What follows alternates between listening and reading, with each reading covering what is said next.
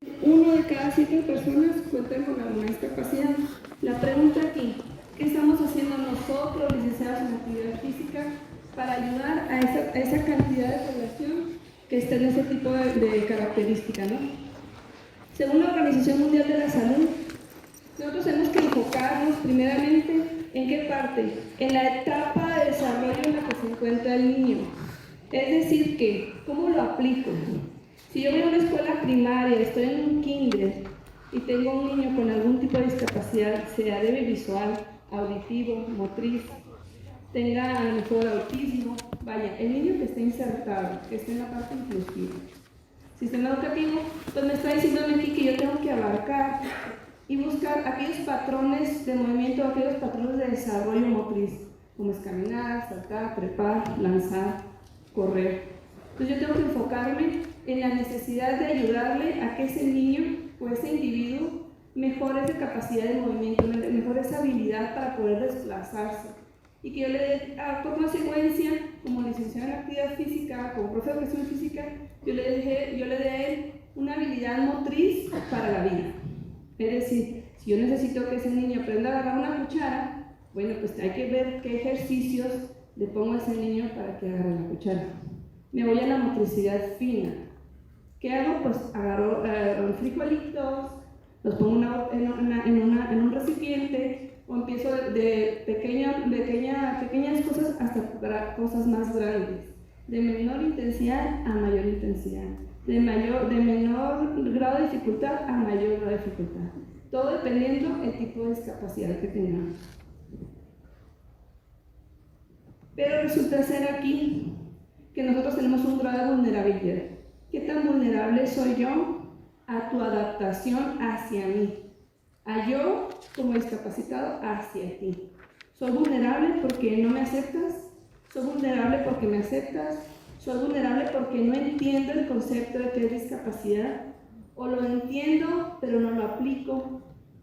¿O no hago el ajuste razonado para poder atender a esos aprendizajes que me van a permitir generar en el individuo alguna capacidad física, alguna habilidad, o simplemente ese valor de la inclusión, de la aceptación? Entonces, ¿cómo lo hago yo para atender a esa vulnerabilidad de la población?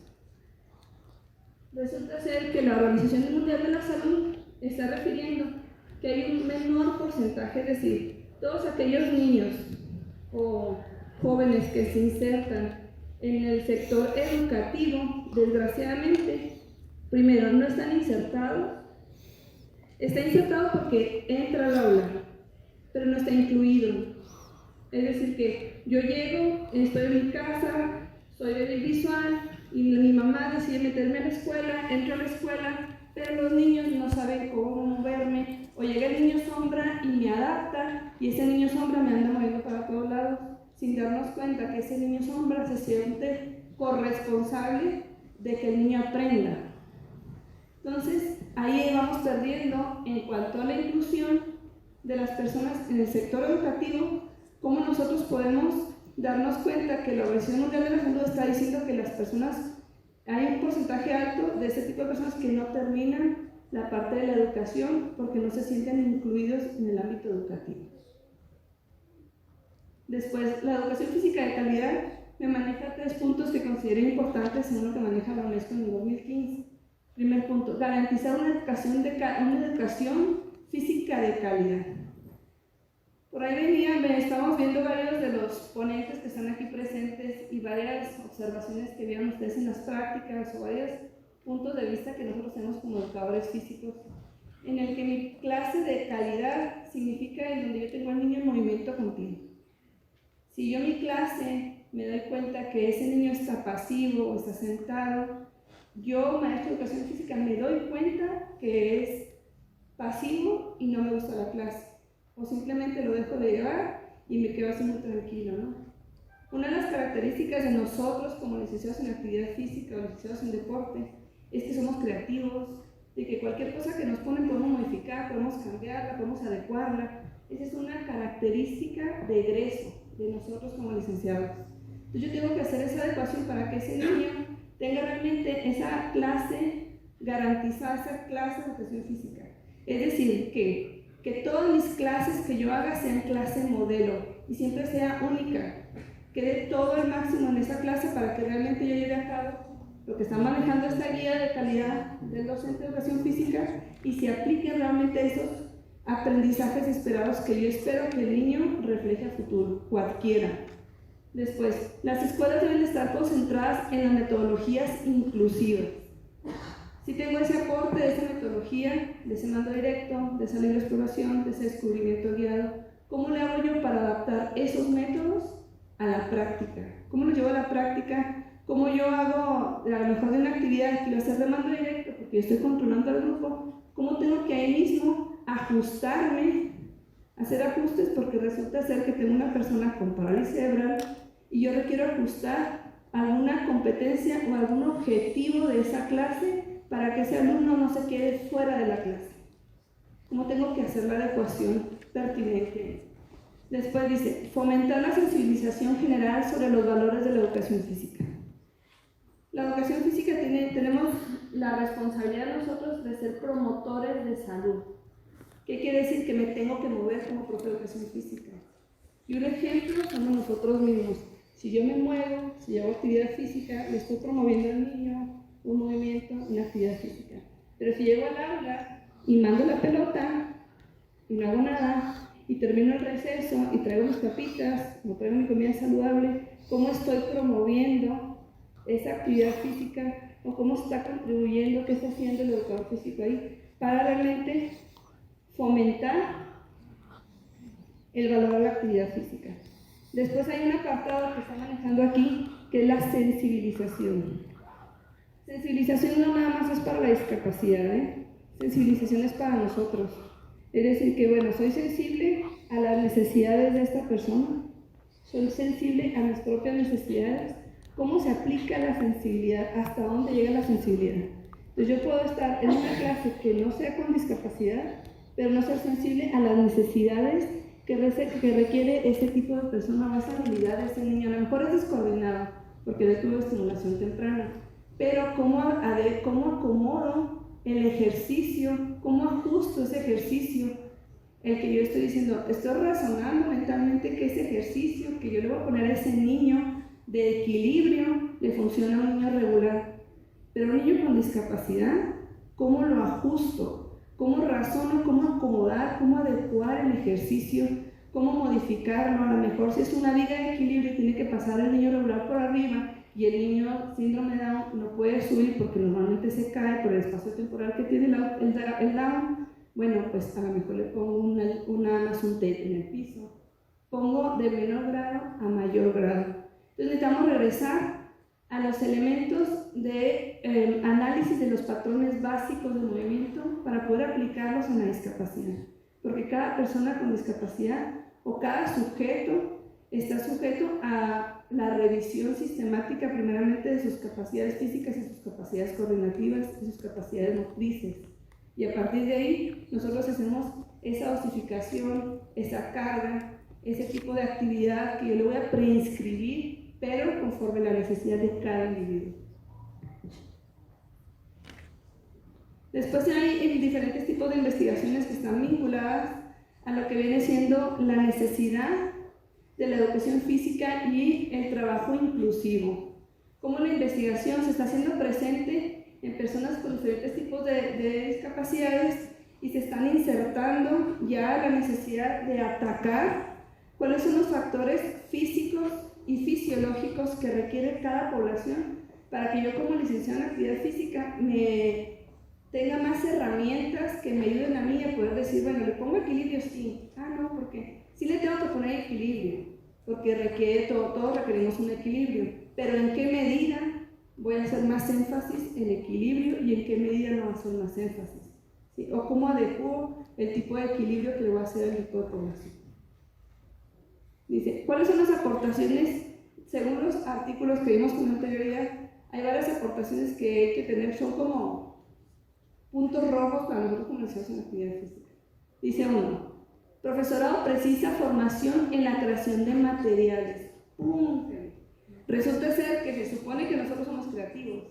Si tengo material didáctico o no tengo material didáctico, eso no tiene por qué afectar la clase de educación física. Pero si no me llega el material, ya me asusté, ya me atrasé, ya no pude hacer la clase porque ya no me salió. Entonces, nos está fallando la parte de la creatividad. Y estamos ahorita hablando del 2020. Ese artículo de esa referencia es 2017. Está diciendo que actualmente le estamos regando, no estamos usando material didáctico, no estamos fomentando ese cambio, esa adecuación, esa autoexigencia de ser perfeccionistas en nuestros ejercicios, de ser más innovadores en el ejercicio. Después dice, para que el alumnado en técnicas de comunicación verbal y no verbal y sistemas de comunicación alternativos. Yo puedo estar guardando silencio o hablarle enseñanza a una persona, enseñarle o aprender a hablar despacio, aprender a modular, o cómo mi cuerpo, mi lenguaje corporal maneja algo de tal forma que yo le voy a expresar a ese niño lo que estoy sintiendo. Cómo nosotros como educadores físicos llegamos y en cuanto llegas a la clase, es más, en cuanto llegas al salón de clase y toca la puerta, ¿qué hacen los niños? ¡Ah! Empiezan a gritar porque viene el profe de educación física. Pero ¿qué pasa? Los niños están emocionados porque lo van a sacar de clase.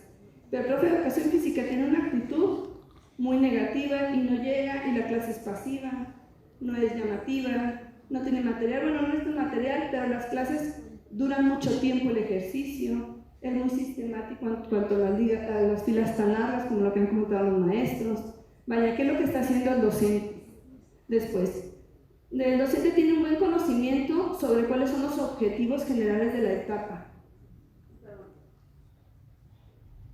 De lo que significa, pero por el contrario, desconoce las funciones descritas del currículum para el trabajo del alumnado con discapacidad física.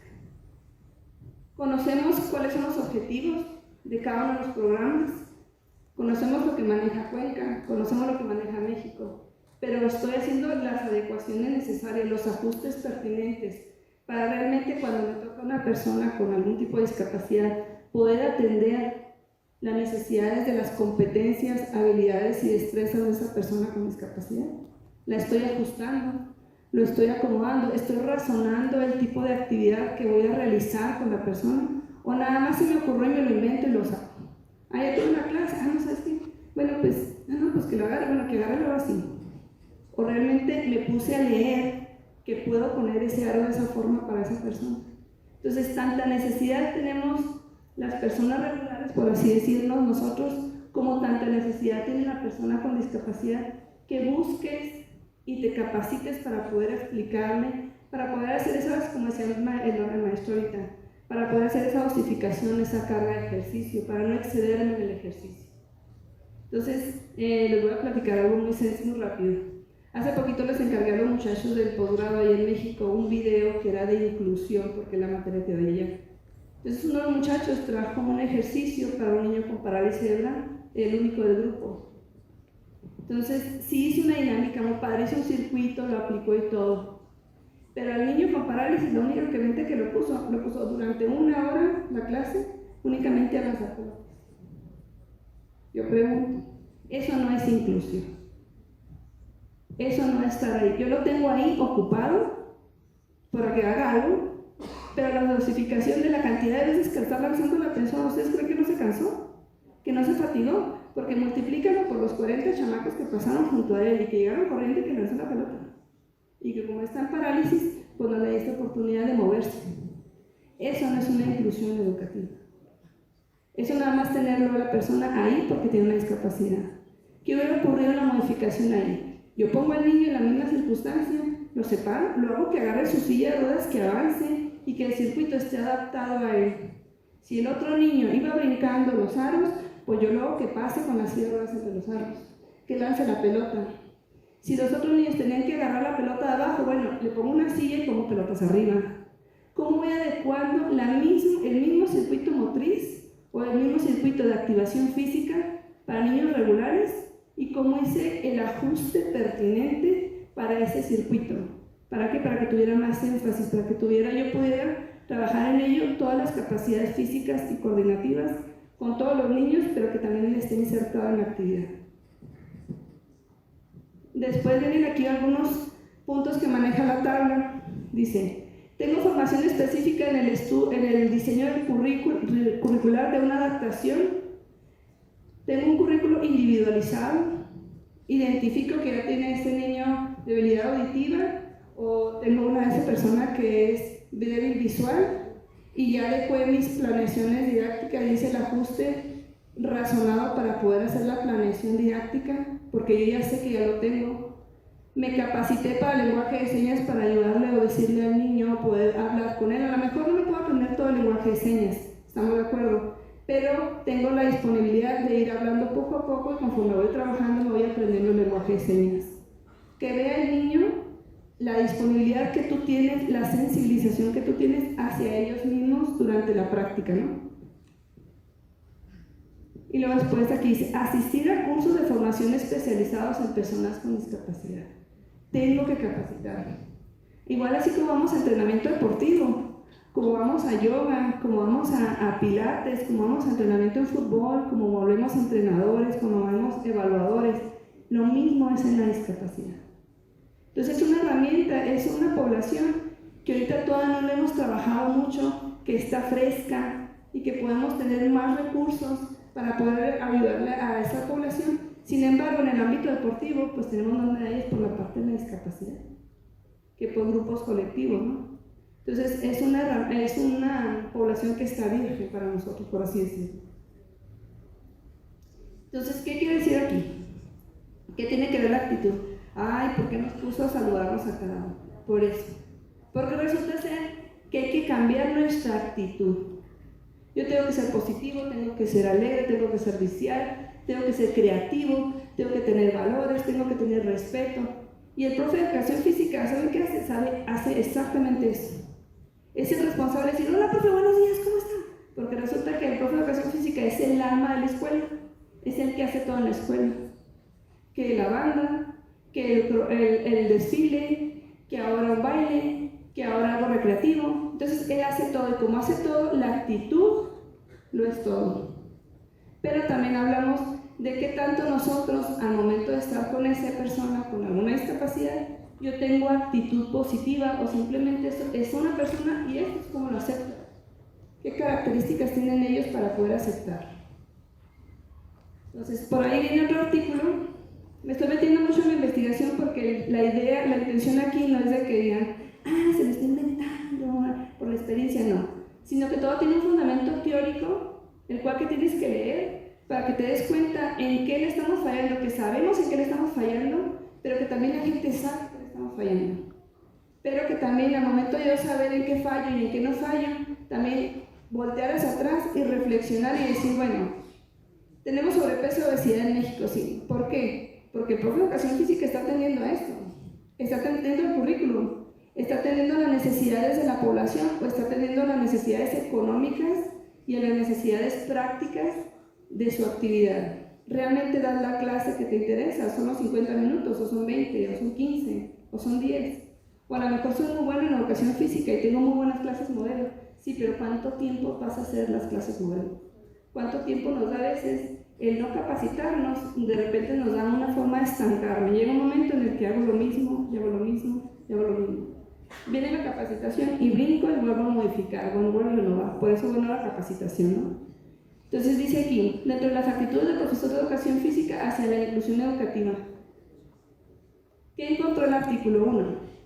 Adaptación y plan individual.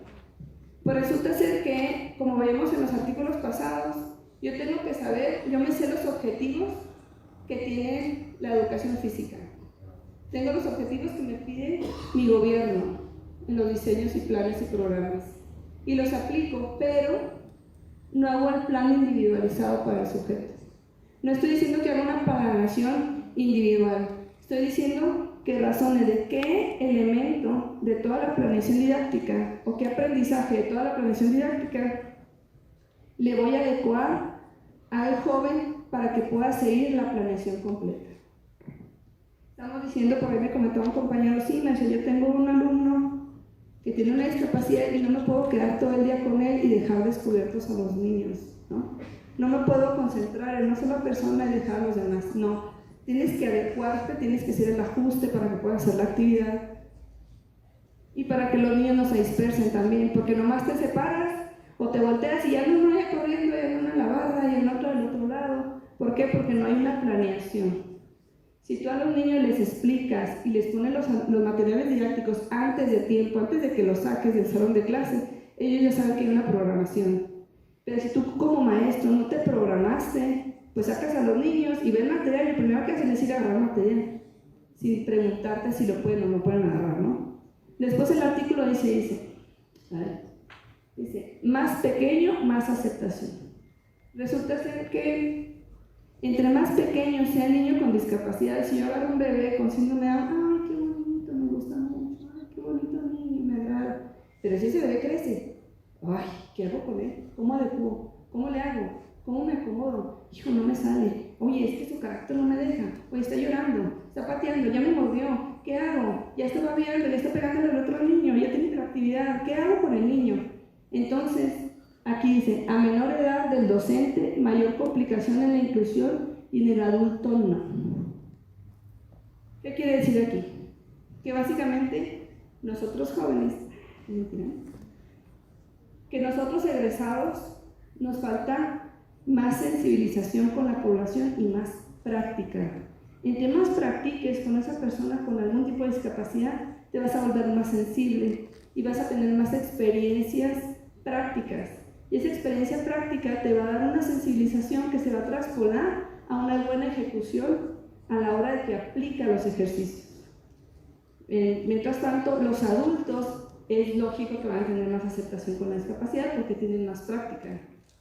Tengo más actividad, tengo más tiempo practicando con la persona con alguna discapacidad, o tengo muy buena experiencia y tengo muy buena adecuación y ajuste de ejercicios a la hora de hacer la práctica. Comentaba por ahí ahorita el maestro que tiene una persona débil visual, ¿no? Yo quisiera saber que me enseñara a mí cómo hizo para que esa persona corriera, qué adecuación tuvo que hacer en su planeación como entrenador para que ese atleta fuera bueno y tuviera buenos productos. A mí esa parte a mí me interesa, ¿no? Entonces, eso se lo dio a él que la experiencia. ¿Por qué? Porque él es entrenador. Bueno, ¿cómo aprendo yo cómo se trabaja la discapacidad? La pérdida auditiva, la visual, perdón, y cómo hago el ajuste para que pueda hacer mis clases. Sí mencionó él ahorita que le llevaba trabajo extra. Claro, porque estamos hablando que son condiciones diferentes. Pero también depende mucho la sensibilización que tengas para poder aportarle a ese atleta que sobresalga a esa actividad, ¿no? Después dice, falta de experiencias directas con personas con discapacidad. Cuanta más experiencia tiene el profesor de educación física, mayor percepción de competencia. Si yo me traigo una persona con alguna discapacidad y alguien ya tiene práctica, rápidamente va a reaccionar y va a empezar a hacer la actividad, ¿no? Y voy a empezar a incluirlo. Y voy a empezar a hacer las adecuaciones pertinentes para que esa persona se sienta confortable, se sienta a gusto en la actividad. Pero si no tengo a lo mejor la competencia porque nunca me llevaron a hacer práctica, puede ser que no te acerques, puede ser que digas, bueno, pues ahí está, pero no le ayudo. Pero puede ser que tu parte humana salga, brinque y empiece a hacer la actividad. Entonces hay varios factores, ¿no?, que hay que ir atendiendo. Entonces la pregunta es, según las experiencias del docente, la combinación entre la teoría y la práctica nos van a dar a nosotros un 50-50 en aprender a aprender. Entre más leo, más aprendo. Y entre más leo, más aprendo, más aplico. Habrá lecturas que no van a coincidir con la práctica, habrá cosas que te diga la teoría. Vamos a un ejemplo bien sencillo en mi persona.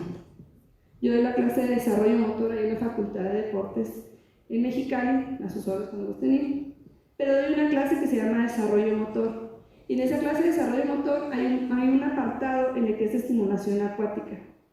Y en la parte de estimulación acuática hay un ejercicio en que tú haces a los bebés de 3 meses para arriba empezar a hacer una inmersión del bebé adentro y abajo del agua. Nosotros sabemos que la inmersión tiene que ser rápida. Es decir, mi bebé está aquí, saco y meto al bebé. Es rápido porque estoy haciendo una adecuación, ¿sí? Estoy enseñándole al niño a que empiece que empiece a meterse al agua, que empiece a hacer un bocito, vaya, estoy haciendo ejercicios para el agua. El libro me dice que a los 3 meses tú lo metes, sin importar que hay la oportunidad, que su sistema inmunológico está listo, que no hay problema. El punto aquí es de cuando tú lo aplicas. ¿Cómo le haces sentir a ese padre de familia? ¿Sabe qué, señora? Métalo, no hay problema, eso está bien chiquito. ¿Cómo lo meto? No, métalo, no le va a pasar nada. Entonces, la postura mía como maestro es, métalo. ¿Sí me explico? A ver, ya les expliqué al alumno cómo hacerlo, ahora mételo tú. Entonces, si los muchachos lo hacían, pum, pum, lo meten. Ellos obedecen, ¿no? Según la teoría. Vamos a transformarlo a la realidad ya sensible. Ya cuando me tocó a mí tener un hijo y hacer la práctica con el hijo, te das cuenta la parte sensible de lo que siente la madre a la hora que metes al hijo y que dices, uy, que lo vamos rápido, que se va a ahogar. ¿Sí? En donde dices tu hijo, sí lo metió, luego que tienes un alumno que es terco, ¿verdad? El artero, que fue el que le tocó, no se me olvida. Lo agarra al niño, le sopla y luego lo mete y lo saca. Sí, a mí se me hizo eterno, ¿sí saben? Se me hizo eterno el tiempo en que duró llamar mi primer hijo en entrar y salir del agua. Fueron milisegundos, no fue tanto tiempo, pero la percepción mía hacia el ejercicio fue frustrante, ¿sí sabes? Ahora traspólalo, él es un niño regular, traspólalo a un niño con algún tipo de discapacidad. Diego, 6 meses, niño con síndrome de Down, programa de estimulación acuática, lo metemos a la alberca, la mamá es ruda la mamá. Mételo, Paulina, jálalo, pújalo. Cuando llegó el papá no quería que lo giráramos, no quería que lo moviéramos. ¿Qué fue lo que fue ocurriendo ahí? ¿Cómo fue evolucionando Diego? Llegó un momento que la dinámica no es para que nadara Diego, porque es pequeño, de 6 meses, lo duró con nosotros hasta los 3 años. ¿Qué logramos con él? Que yo lo aventaba al agua y el niño se giraba. Nos costó 3 años. Duramos 3 años trabajando todos los días con Diego para que la evidencia del trabajo con él fuera sistemático y el sistema nervioso captara esa señal, la analizara, la procesara y empezara a decirle a sus grupos musculares, sus actos reflejos que generaran movimiento. Es decir, Diego, ¿qué hacía? Lo aventabas cuando lo evaluamos y que terminamos, le dije yo, ya, necesitamos ver si ya va a poder. Batallas para aventarlos, Batallas, el papá enseguida, la mamá enseguida, el alumno enseguida, la maestra enseguida, como 4 o 5 personas, ¿no? Lo aventamos y cuando lo aventamos básicamente él se quedó tranquilo y se giró solito. Ahí nos dimos cuenta que el programa, aunque fue a largo tiempo, porque la discapacidad eso es lo que tiene, que los programas no los puedes ver en 2 semanas, en 3 semanas, tú los vas a ver a largo tiempo. Puedes tener un autista y el programa lo vas a ver, sistematizarle que se ponga la gorra todos los días, y sin embargo vas a ver el resultado brincando. A los 3 meses de repente brincan, dependiendo. Voy a avanzar. Y ya la última es vincularse en la práctica con el ámbito real. ¿Qué es lo que pasa con los niños con síndrome de Down de este grupo de nosotros? ¿Qué hicimos? Pues hay artículos que mencionan qué es lo que está pasando con el equilibrio. Por aquí lo vemos. Esa es una práctica que tuvimos en la escuela.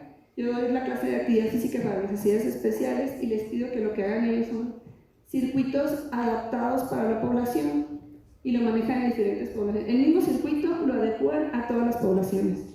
Entonces a ellos les tocó trabajar equilibrio y aunque estamos hablando de una viga de menos de 30 centímetros, se caía de la viga, necesitaba un apoyo, necesitaba seguridad. Los artículos refieren aquí, varios artículos de ellos refieren que yo necesito trabajar condiciones aeróbicas en las que ellos podamos mejorar, ¿qué parte? La capacidad aeróbica del sujeto para que tenga una mejor calidad de vida, para que les permita hacer un movimiento más sistemático, manejar la parte del equilibrio, ejercicios que nos ayuden tan sencillos como pintar en el piso, ¿no? Y se fijan, aunque está pintado en el piso, todas se agarra el barrote, pero lo sostiene. Entonces, otros ejercicios en que lo que es botar la pelota, que sí la agarra, pero que todavía el espacio temporoespacial de los objetos les cuesta trabajar. Entonces, ¿cómo tenemos que buscar aquellos ejercicios en donde ellos puedan mejorar esas capacidades o esas habilidades? Se me va. Bueno, nomás para hacer el comentario. Fueron 3 instituciones con las que se trabaja continuo ahí en la universidad. Básicamente hay 2 institutos que son específicos para personas con síndrome de Down, y esta institución, que es una asociación civil, que es La Casita, es un centro de atención múltiple que tiene diferentes tipos de discapacidades ahí en Mexicali.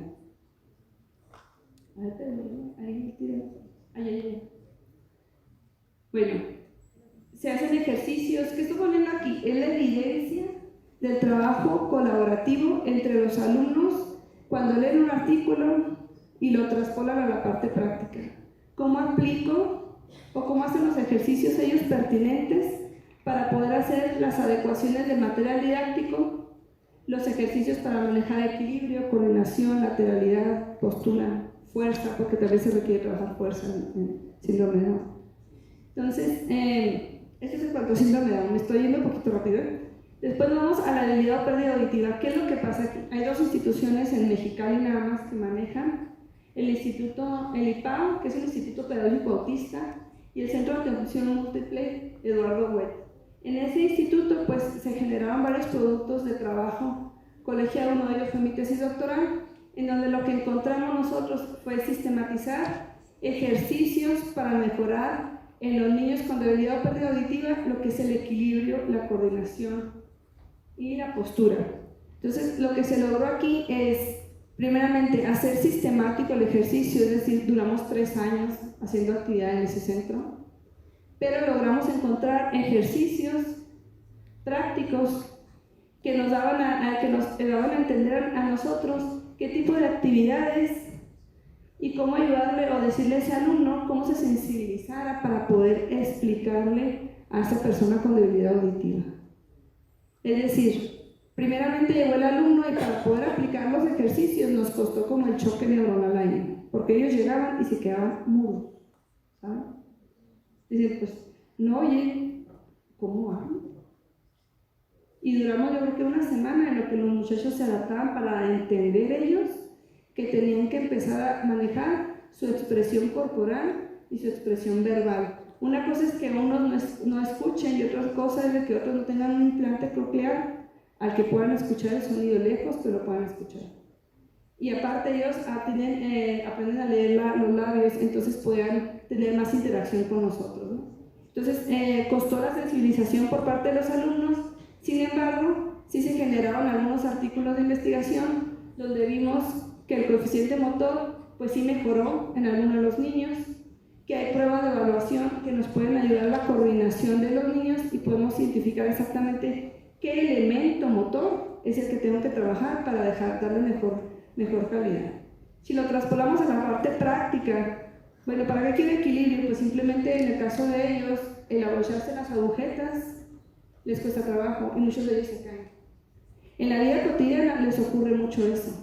O voy caminando y de repente se marea. Entonces, el que yo les ayude en ese tipo de ejercicios, pues les va a beneficiar que en el día a día tengan una mejor calidad de vida para el movimiento. Porque no voy a modificar su condición, sino que voy a aportar a que tengan mejor calidad. Estos son algunos estudiantes, Estos son algunos estudiantes, él se llama Juan de Dios y él se llama Pedro Calderón. Muy sencillo los ejercicios, la verdad. En esta parte, Juan de Dios, él es débil auditivo, de deficiencia auditiva, él es de nacimiento.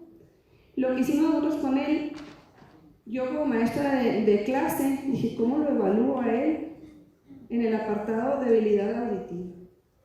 Porque a mí me toca trabajar con ellos que hablan de discapacidades, ¿no? Yo dije, bueno, si él es el que no escucha, pues enséñale al que sí escucha el que tú no escuchas, sensibiliza, hazte de reversa. Entonces vamos ahora a lo que ha ocurrido con Juan. Juan ahorita oficialmente tiene 2 opciones más adelante, pero vamos a estar con Juan. Y él es Pedro Calderón. Pedro tiene una habilidad muy buena para trabajar. Es como maestro nato. La diferencia entre ellos dos la habilidad pedagógica y la formación pedagógica en lenguaje de señas, la comunicación que tienen asertiva en lenguaje de señas. Mientras que Pedro es metodológico para explicar lo que es un balón. Juan te dice un balón, ¿sí? Entonces, él está letrado en lenguaje de señas y Juan no está letrado en lenguaje de señas. Esa es una barrera de comunicación a veces cuando sabes el lenguaje de señas, pero también tienes que aprenderte el lenguaje de señas que ellos solos se apropian y que ellos solos modifican. Porque hay un lenguaje de señas mexicano, pero sin embargo, Juan tiene un lenguaje de señas mexicano y coloquial, y Pedro tiene un lenguaje de señas establecido y estandarizado por la asociación. Entonces, hay barreras entre ellos dos de repente de desacuerdo en cuanto al contexto. ¿Cuáles son qué es lo que pasa con la debilidad visual? Pues esta es Marina, esa niña que está aquí. Yo esa niña la tuve a los 6 años, a ella la trabajamos para natación y lo que hacíamos con ella era básicamente físico. Ella tenía que tocar los objetos y que tenía que tocar la mano, tenía que tocar las piernas para ver la posición del cuerpo, si tenía que estirar el brazo, que viera cómo estiraba yo el brazo, porque como ella fue de nacimiento, es muy diferente cuando tú adquieres la debilidad visual a cuando naces con debilidad visual. Cuando yo nazco, pues no tengo la percepción ni de los espacios, ni del contexto, ni de las dimensiones. Y cuando yo la adquiero, me dicen un movimiento y lo puedo replicar. Ella tardamos bastante tiempo en que entendiera que esto era levantar los brazos. No se diga patear, porque si pateaba así en la alberca. Entonces, se tarda, pero sí se puede lograr trabajar con ella. Ella ahorita está en ballet, los muchachos la checaron y ahorita muy buena coordinación, no batallan. Le comentaban a los muchachos que la adecuación funge mucho en la habilidad que también tiene la persona para poder levantar piernas, por ejemplo, para poder desplazarse, para hacer los ejercicios y hacer el ajuste. Entonces, resulta ser que la debilidad auditiva a nivel mundial tenemos de un 5 a un 12%. Esto quiere decir que el glaucoma y la retinopatía son los mayores promotores de una debilidad auditiva a nivel mundial. Estos son algunos ejemplos ya de las prácticas que hicimos con los muchachos aquí en la clase. Si se fijan la forma de la carrera del que trae el antifaz, es muy diferente cuando tú te pones el antifaz y te ponen a correr, pierdes el espacio temporal completamente. Pero también ahí yo les comentaba a los muchachos que depende mucho de todo el respeto y la aceptación que tú tengas para con la persona. Es decir, que me está poniendo yo a él y lo traigo con los ojos vendados, bueno, pues tengo que asegurarme del espacio temporal de esa persona que voy guiando, porque si yo no me estoy fijando que hay un borde, pues él se va a pegar, se va a golpear. Entonces tengo que apropiarme de las necesidades de la discapacidad con la que estoy trabajando. Aquí vemos a un grupo de visuales que estuvimos allá en la biblioteca de la universidad y básicamente lo que hicimos eran estiramientos, flexiones, extensiones, rotación y se hizo un calentamiento de tipo dinámico y donde manejamos absolutamente todo tipo de movilidad. Ellos trabajan cachibol, trabajan fútbol, goalball, entonces son personas que son activas físicamente. Y a veces tienen más coordinación sensorial ellos que nosotros cuando hacemos las actividades. Él es Juan Carlos. Juan Carlos es un egresado de la escuela. Hicimos una práctica aquí con ellos. Él fue egresado visual, pues, y lo que hizo fue en la clase fue básicamente explicarles a ellos su condición, cómo lo deben de tratar, qué es lo que pasa con él en su mundo, qué es lo que espera de ellos hacia él, cómo hizo la adecuación. Él comentaba y hizo actividad de que cuando él recién entró a la escuela, normalmente ellos traen su bastón aquí, ¿no? Y andan aquí, con su bastón. O lo traen aquí, pero lo traen cortito, lo traen a la altura de la cadera. Cuando él ingresó a la escuela, pues él tenía que bajar escaleras. Y cuando pasaba las escaleras, había gente que estorbaba las escaleras porque tenía el mal hábito de sentarse en la escalera. Entonces llegaban y se sentaban y él no podía pasar y tenía que pasar por el medio. Entonces empezó a batallar por la aceptación de los alumnos de licenciatura hacia él, hacia su persona. O sea, no había una inclusión de él hacia la comunidad, ¿no? ¿Qué fue lo que adoptó, la postura que adoptó él? ¿Sabes qué? Pues no me dejas pasar, pues con permiso. permiso, y empezó a abrir el bastón como abanico. Esa es una técnica que les enseñan a ellos, de enseñarle a la gente, ¿sabes qué? Con permiso, aquí estoy, muévete, muévete. Y empezó a voltear a la gente. No me importa, yo tengo que pasar, no me respeto mi espacio, no te respeto tu espacio. Entonces, como no me respetaba mi espacio, él optó a agarrar esa postura. Y automáticamente la gente se educó. Pasaba Juan Carlos, pásale Juan Carlos. Además, hasta le ayudaban ahora a bajar. Pero los tuvo que educar. Pero también tuvo muchas complicaciones en su aula. Hubo compañeros que van a creer lo absurdo, ¿no? En clase de voleibol, él se llevaba una pelota sonora para jugar voleibol. Los demás se llevaban la pelota regular. Había un compañero que le traía tirria. No les miento, le aventaba la pelota a la cara, no la sensorial, le aventaba la regular. El muchacho tuvo muchas incidencias de bullying de ese alumno hacia él. Cuando llega con nosotros y nos dice, maestra, pues es que tengo un problema porque la maestra me sacó de clases.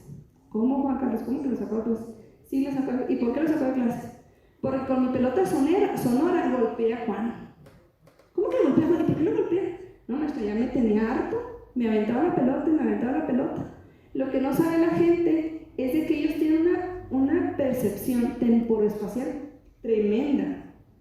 Si tú vas pasando junto a ellos y ya te conocen, te huelen, saben que eres tú, saben a cuántos metros viene el camión, saben quién está hablando. Quieres hacerle una broma, no importa porque él te reconoce inmediatamente. Yo, por ejemplo, voy llegando a la escuela y le voy a decir, ¡ay, gordito! ¡Ay, maestra Paulina! Él estaba flaco, delgado, porque era corredor. Y yo le doy mucha carrilla para que se ponga otra vez las pilas porque me está subiendo al peso. Pero yo le digo, está bien porque él se defendió, el muchacho dejó de hacer el bullying. Pero tuvo que llegar él a reaccionar para que lo respetaran. Entonces, a veces la discapacidad es eso.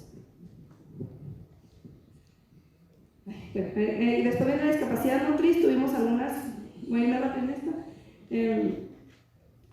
Tenemos que checar nosotros, dentro de la discapacidad motriz, qué es lo que está pasando con el aparato motor y cuál es el funcionamiento que debe tener este aparato para poder prescribir el ejercicio y poder decir, ¿tiene espasticidad?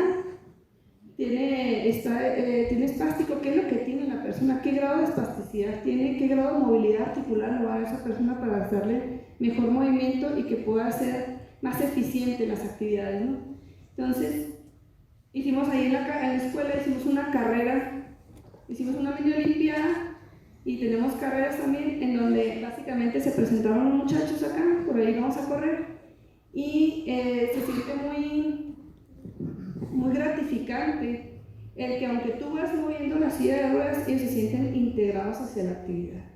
Entonces, pues aquí corrimos, vamos a ver un poquito aquí el video.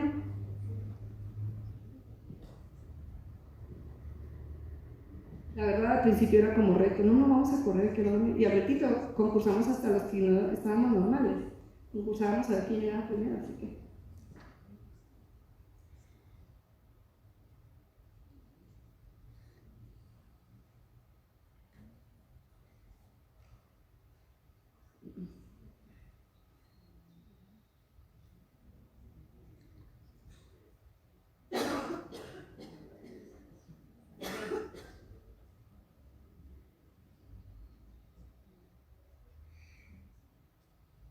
Miren, ese gesto nadie te lo paga. La parte emocionante, la parte sensible, la parte humana, eso nadie te lo paga, ¿sí? Esa parte nadie te la va a pagar con nada, por mucho que ganes. Eso es lo más gratificante. Hay gente que es lúdico y hay gente que es abusón también. Porque yo puedo ganar y puedo tener mi empresa de rehabilitación física o puedo tener mi empresa nada más de activación física y para cobrar con ellos, que les gusta, 40, 50 dólares por una sesión. Pero si empiezo a ser lúdico, pierdo la sensibilidad también. Yo sé que tengo que ganar, pero también otra persona tiene que ganar. Como también puedes encontrarte otra persona con discapacidad que se abusona. Esos son algunos ejemplos de dedicación y entrega a los muchachos. Ellos, la verdad, aunque fue la clase y les dije que parte de la calificación era una carrera, la verdad, y una mini olimpiada, ellos, a pesar de que nada más tenían la obligación de ir a una sesión una vez por semana con los alumnos, se dieron a la tarea de poder trabajar más con ellos 5 veces a la semana. Y esta foto estuvo muy bonita porque Arles, que es este niño que está aquí, pues resulta que fuimos a una carrera y a veces como 30 segundos. Y a veces como institución nos equivocamos en las carreras, ¿sí? Terminó la carrera y Arles terminó la carrera sin gente que estuviera en la meta, ¿sabes? Fue una lloradera, fue tan triste. Fue muy bonito porque llegamos, porque él llegó, se aventó la carrera y andaba en su andador, ¿no? Pero no hubo la adecuación de la carrera. El de 2 kilómetros, pues no lo avientes con la de 5, porque el otro va a correr rápido, va a llegar, y el de 2 kilómetros apenas va a llegar. No hicieron la adecuación en la carrera, es decir, llegaron los regulares, llegaron las personas con discapacidad, por así decirlo, los que caminaban, que eran más autónomos, pero él fue el último en llegar a la carrera. Y luego llegó al último, ya no estaba ni la meta, no le dieron ni medalla. El tránsito, venimos echándole porras con el tránsito, fue muy triste. Pues como puede haber una buena inclusión, puede haber una pésima inclusión. Creer que estás haciendo inclusión sin darte cuenta que estás lastimando al mismo tiempo. Y otro ejemplo, este es Juan de Dios, el primero que vimos, él es el débil auditivo y ella es Marina. Una competencia de él para la materia fue él entrenar a Marina. Un discapacitado entrenó a otro discapacitado. Le costó trabajo, pero logró que ella corriera, ¿no? Ya. Y aquí es un ejemplo de lo de ayer, la práctica que hicimos ayer. Y gracias.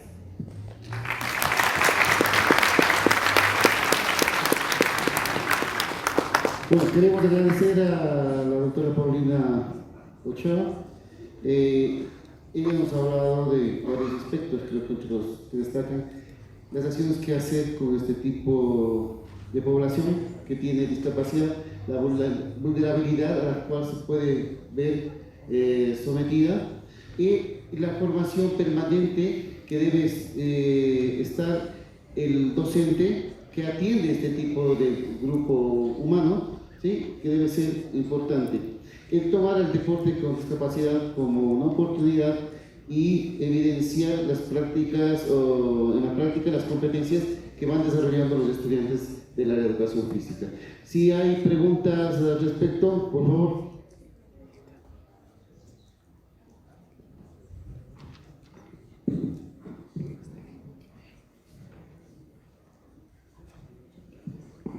Doctora, muy buenas tardes.